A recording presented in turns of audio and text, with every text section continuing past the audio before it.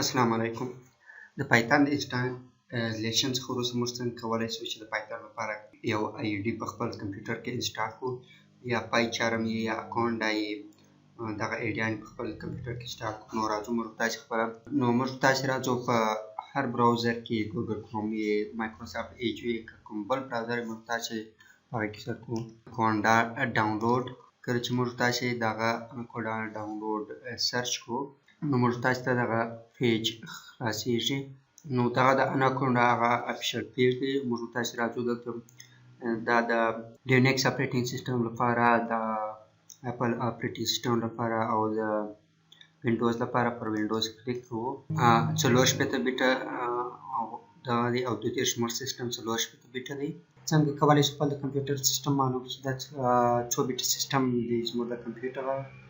راځو پر دې سپیسي باندې رایټ کلیک کوو، دغه پراپرټیز ته راځو. که وګورو دا د زموږ کمپیوټر پراپرټیز دی، سیسټم ټایپ 40 بیټه اپریټینګ سیسټم دی. نو د سیسټم مطابق یې ډاونلوډوو. دا د ډاونلوډ منیجر راپورټ کې 510 MB ده.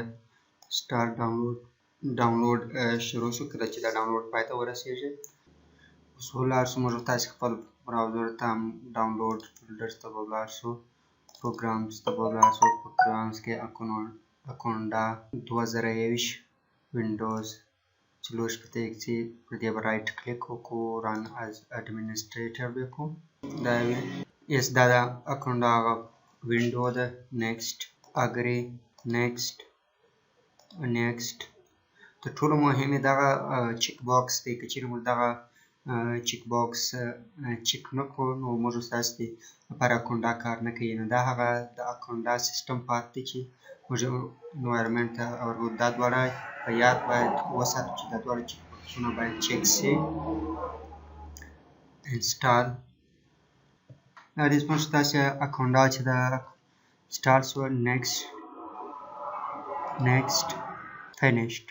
اوس راځو وینډوز CMD خلاصو. کله چې موږ تاسې CMD خلاص کړه دلته لیکو سرچ کوو جوپیټر نوټ بک. په CMD کې جوپیټر نوټ بک کوو او انټر بټن وهو. دا به هم یو څه کنفیګریشن کوي نو دا هم یو څه وخت اخلي. کله چې موږ تاسې دغه جوپیټر نوټ بک دلته ران کړئ نو they want to access the notebook, open this file in a browser. دغه فایل وای کاپي کړه او په براوزر کې خلاص کړه، او یا هم دغه URL کاپي کړه او هلته په براوزر کې خلاص کړه. نو دا کاپي په اتومات شکل دا په براوزر کې خلاص و. دغه URL دی، دغه ځای کاپي کوو، دلته په براوزر کې خلاصوو. بیا به هم راسو زه به دلته په براوزر کې